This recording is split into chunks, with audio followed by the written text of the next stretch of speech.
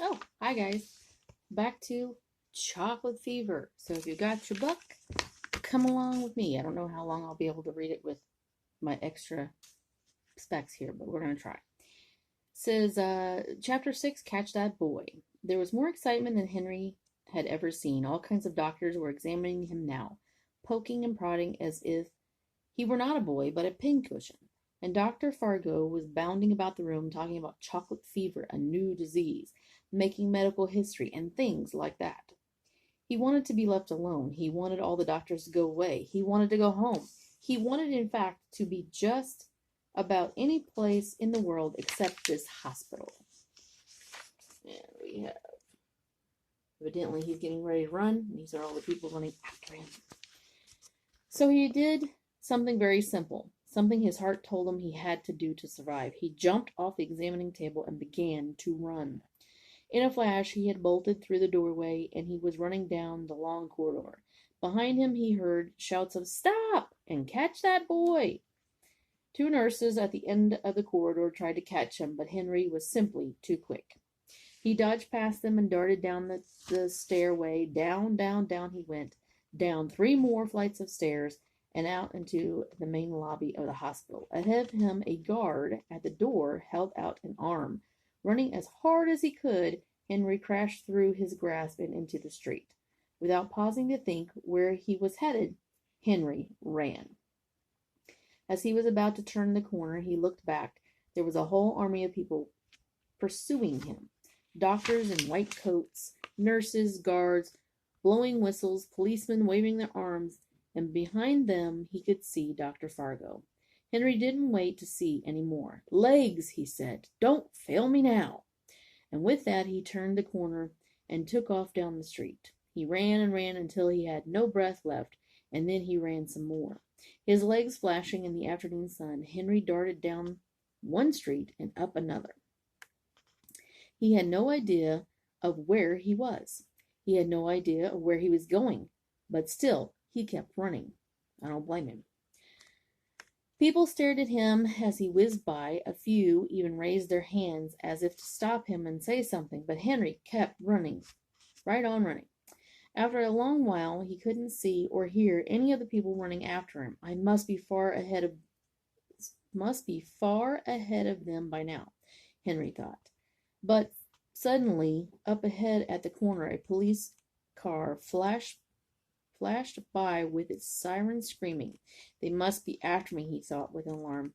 I'm a wanted man. Sick at heart, Henry pushed himself to run faster. His head hurt, his side hurt, his legs hurt, but he kept running. His lungs hurt, his eyes hurt, even his hair began to hurt, but Henry kept running.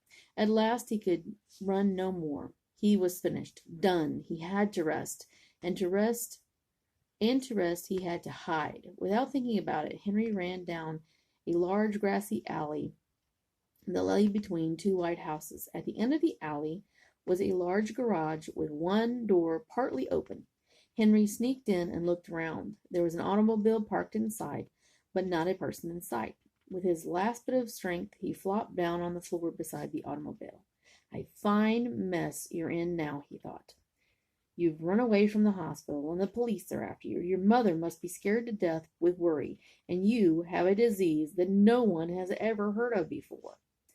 The more he thought about his predicament, the sadder Henry became. A lump rose in his throat, a tear ran down his cheek, and sobs escaped his lips. He was crying, sobbing out loud, really crying. He cried for a few moments because he was so sad. He cried some more because he was lost, and then he cried for a long, long time because everything had become so hopeless. At last, when he could cry no more, Henry dried his eyes and tried to think out his solution. He would not go back to Dr. Fargo or the hospital. Of that he was certain. Nothing on Earth or any other planet could make him do that. But what if he went home? What would his mother and father do? They would take him back to Dr. Fargo in the hospital. They would have to. Never, Henry said aloud. Never, never, never, never. In the dim light of the garage, Henry looked at the big brown spots on his arm and began to hate them. Stupid spots, he thought. Why did you have to happen to me? Feeling angry, he stood up and began to pace the half-empty garage. I can't go home, he thought, and I won't go back to the hospital. All right, then. I'm on my own. Somewhere there must be a place for me, a place to go until these stupid big brown spots disappear. A place far away where no one has heard of me or the hospital or Dr. Fargo or my parents. Feeling much braver now, the things somehow settled in his mind. Henry lay down to rest for a while before setting off on his journey. So are you liking the book so far? What would you do if you were Henry? Would you run away? Would you go to your parents? What do you think you would do? I think I would be just as frustrated and upset as he is, and I'm not really sure what I would do. I trust my parents, but I'm just like him. I'd be afraid because all these people were chasing him and poking him and prodding him. And if you've ever had to go to the hospital and you've ever had anything wrong with you, you know, it's not fun to get poked and prodded. It definitely wouldn't be fun if you had something that no one knew what it was.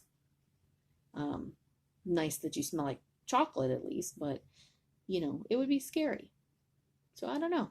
But that is our story for now. We will be on chapter 7 next time. So I hope you enjoyed this chapter, and I hope you stay around for the next chapters. You have a good night.